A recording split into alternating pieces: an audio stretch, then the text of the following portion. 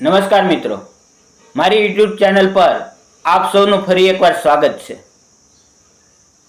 મારું નામ કવિતા છે અને મારી ઉંમર 29 વર્ષની છે।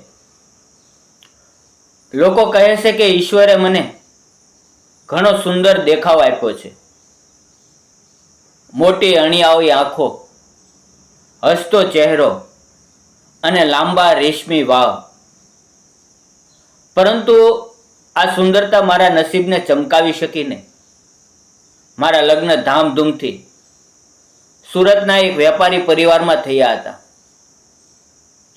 પરંતુ લગ્નના 3 જ વર્ષમાં મારા પતિ સુરેશનું ટૂંકી બીમારીમાં અવસાન થયું। એ સમયે હું માત્ર 24 વર્ષની હતી અને અમારે કોઈ સંતાન નહોતું। પરિવારના ગયા પછી સાસરિયાનું વલણ બદલાઈ ગયું। તેઓ મને અપશુકનિયા ગણવા લાગ્યા। આ રોજના મહેણાથી કંટાળીને આખરે હું મારા પિયર સૌરાષ્ટ્રના એક નાના ગામડામાં પાછી આવી ગઈ। પિયરમાં મારા માતા પિતા નહોતા। મને મારા કાકા કાકીએ મોટી કરી હતી। કાકા અને કાકી ઘણા દયાળુ હતા, પણ આખા ગામની નજરોમાં હું માત્ર એક વિધવા હતી। કોઈ શુભ પ્રસંગમાં મને આગળ આવવા દેવાતી નહીં। આ એકલતા અને તિરસ્કાર મને અંદરથી કોરી ખાતા। મિત્રો, મારા કાકાના ઘરની આર્થિક સ્થિતિ સામાન્ય હતી, એટલે તેમના પર બોજ બનવાને બદલે મેં મજૂરી કામ કરવાનું શરૂ કર્યું। હું રોજ સવારે ગામની અન્ય સ્ત્રીઓ સાથે એક પટેલના કપાસના મોટા ખેતરમાં કામ કરવા જતી। કપાસ વીણવો અને તેના ભારા બાંધવા એ મારું રોજનું કામ બની ગયું હતું। એક દિવસ ખેતરના માલિકે ટ્રેક્ટર ચલાવવા અને કૂવા પર એન્જિન ચલાવવા એક યુવાનને કામે રાખ્યો। તેનું નામ આકાશ હતું। આકાશ આશરે 31 વર્ષનો, ઊંચો, ગૌવર્ણો અને એકદમ શાંત પ્રકૃતિનો માણસ હતો। તે મૂળ તો બાજુના જિલ્લાનો હતો અને તેના પરિવારમાં તેની નાની બહેન સિવાય કોઈ નહોતું। બહેનના લગ્ન માટે પૈસા ભેગા કરવા તે અહીંયા મજૂરી કરવા આવ્યો હતો।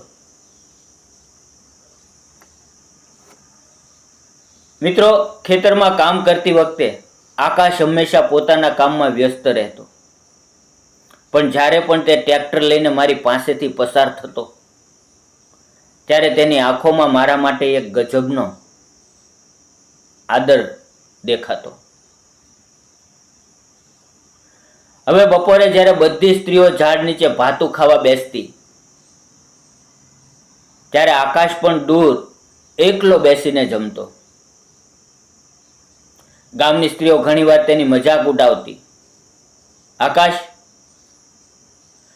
હવે તો તારી ઉંમર થઈ ગઈ, અહીંયા જ કોઈ છોકરી જોઈને ઘર વસાવી લે ને। તું જો આપણી કવિતા કેટલી લક્ષ્મી જેવી છે। આ વાતો સાંભળીને આકાશ શરમાઈ જતો અને ટ્રેક્ટર સાફ કરવાનું બહાનું કાઢીને ત્યાંથી જતો રહેતો। પણ એ વાતો દરમિયાન જ્યારે પણ અમારી નજરો એકબીજા સાથે મળતી, ત્યારે મારું દિલ જોરથી ધડકવા લાગતું। મિત્રો, એક દિવસ બપોરના સમયે અચાનક આકાશમાં કાળા ડિબાંગ વાદળો ઘેરાયા અને જોરદાર પવન સાથે વરસાદ શરૂ થઈ ગયો। ખેતરમાં કામ કરતી અન્ય સ્ત્રીઓ વહેલી સવારે જ બાજુના ગામમાં બજારમાં ગઈ હોવાથી તે દિવસે ખેતરમાં માત્ર હું અને આકાશ જ હતા।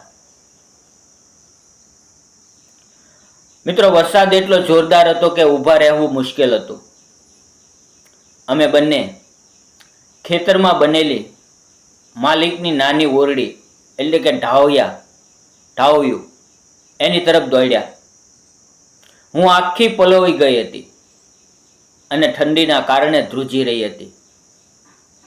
ઓરડીમાં શાંતિ હતી. માત્ર બહાર વરસાતા વરસાદનો અવાજ આવતો હતો. આકાશે તરત જ ખૂણામાં પડેલા લાકડા ભેગા કરીને નાની તાપણી કરી, જેથી મને ગરમી મળી શકે. તે મારી સામે જ બેઠો હતો. તેણે ખૂબ જ ધીમા અને આદરભર્યા અવાજે પૂછ્યું, કવિતાજી, મેં સાંભળ્યું છે કે ગામના લોકો તમારી સાથે ઘણો અન્યાય કરે છે. આટલી નાની ઉંમરે તમે આટલું બધું સહન કરો છો. શું તમને ક્યારેય એવું નથી લાગતું કે કોઈ તમારો હાથ પકડીને આ અંધારામાંથી બહાર કાઢે? તેની આ સહાનુભૂતિભરી વાતો સાંભળીને મારા સંયમનો બંધ તૂટી ગયો. મારી આંખોમાંથી આંસુ વહેવા લાગ્યા. મેં રડતા રડતા કહ્યું, આકાશ, વિધવાના નસીબમાં માત્ર કાવશ લખેલી હોય છે. આ સમાજ આપણને જીવવા નથી દેતો. મારી વાત સાંભળીને આકાશ ઊભો થયો. તે મારી નજીક આવ્યો અને તેણે પોતાના ગરમ હાથોથી મારા ધ્રુજતા હાથને પકડી લીધો. તેનો એ સ્પર્શ એટલો પવિત્ર અને સુરક્ષિત હતો કે મારા શ્વાસ થંભી ગયા. તેણે મારી આંખોમાં આંખો પૂરવીને કહ્યું, જો તમે પરવાનગી આપો તો હું આખી જિંદગી તમારો પડછાયો બનીને રહેવા તૈયાર છું. મને તમારા ભૂતકાળથી કોઈ લેવા દેવા નથી. મને બસ તમારો વર્તમાન બનવું છે.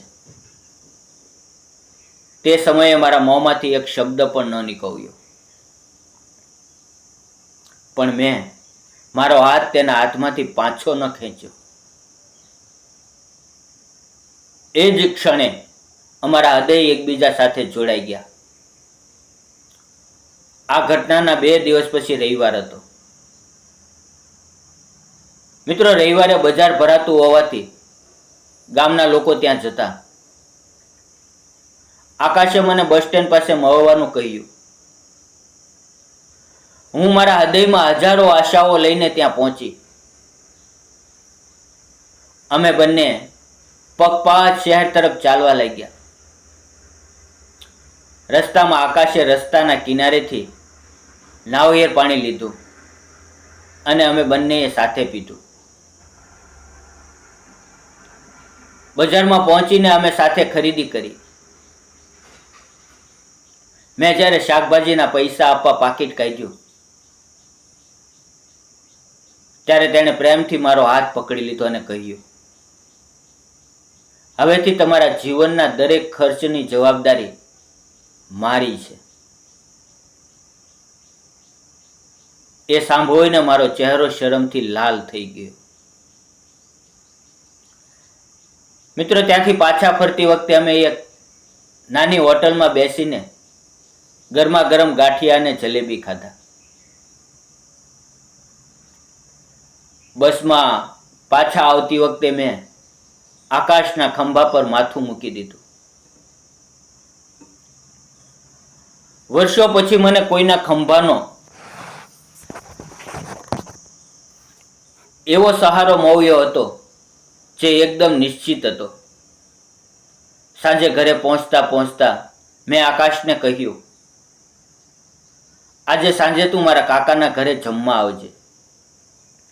હું તારા માટે ખીચડી અને રીંગણાનો ઓળો બનાવીશ. આકાશે હસીને હા પાડીને ગયો. સાંજે તે ઘરે આવ્યો ત્યારે મારા કાકા કાકી પણ હાજર હતા. આકાશે ખૂબ જ નમ્રતાથી મારા કાકા સમક્ષ મારો હાથ માંગ્યો કાકાની આંખોમાં ખુશીના આંસુ આવી ગયા. તેણે કહ્યું, બેટા, જો મારી દીકરી સુખી થતી હોય તો મને આ લગ્નથી કોઈ વાંધો નથી. મિત્રો, ગામના લોકોએ વિરોધ કર્યો, વાતો કરી કે એક કુંવારો છોકરો વિધવાને પરણે છે, પણ આકાશે કોઈની પરવા ન કરી. અમે નાનકડા જ એક નાના શિવ મંદિરમાં સાદાઈથી લગ્ન કરી લીધા. ખેતરના માલિક પટેલે અમને આશીર્વાદ આપ્યા અને સપોર્ટ કર્યો. લગ્ન પછી અમે બંનેએ મહેનત બમણી કરી. 2 વર્ષ સુધી અમે એ જ ખેતરમાં સાથે કામ કર્યું અને પૈસા બચાવ્યા. આકાશની કોઠાસૂઝ અને મારી મહેનતના કારણે આજે અમે પોતાની 2 વીઘા જમીન ખરીદી લીધી. હવે અમારે બીજાના ખેતરમાં મજૂરી કરવા જવું પડતું નથી. ઈશ્વરે અમારી દુનિયામાં એક નાનકડા દીકરાને મોકલ્યો છે, જે બિલકુલ તેના પિતા આકાશ જેવો જ શાંત અને સુંદર છે. મિત્રો, આ હતી મારી વાર્તા. જિંદગીએ મને એકવાર એકલી પાડી દીધી હતી, પણ આકાશે આવીને મને ફરીથી જીવતા શીખવ્યું. તમને શું લાગે છે? શું એક સ્ત્રીએ પોતાનો પતિ ગુમાવ્યા પછી આખી જિંદગી સમાજના ટોણા સાંભળીને રડતા રડતા વિતાવી દેવી જોઈએ? શું કુંવારા યુવાને વિધવા સ્ત્રી સાથે લગ્ન કરીને તેને સન્માન આપ્યું તે ખોટું છે? તમારા વિચારો કમેન્ટ બોક્સમાં જરૂર લખજો. અને જો વાર્તા સ્પર્શી ગઈ હોય તો વિડીયોને લાઈક કરજો અને ચેનલને સબસ્ક્રાઈબ કરજો. મિત્રો, આ વાર્તાનો ઉદ્દેશ કોઈની ભાવનાઓને ઠેસ પહોંચાડવાનો નથી, ફક્ત સમાજની અંદર એક જાગૃતતા લાવવાનો છે. આપણી ચેનલ પર બધા આવા જ વિડીયો છે, તો પ્લીઝ જુઓ અને શેર કરો અને સમાજની જાગૃતિ માટે તમે પણ આનો હિસ્સો બનો. ધન્યવાદ મિત્રો.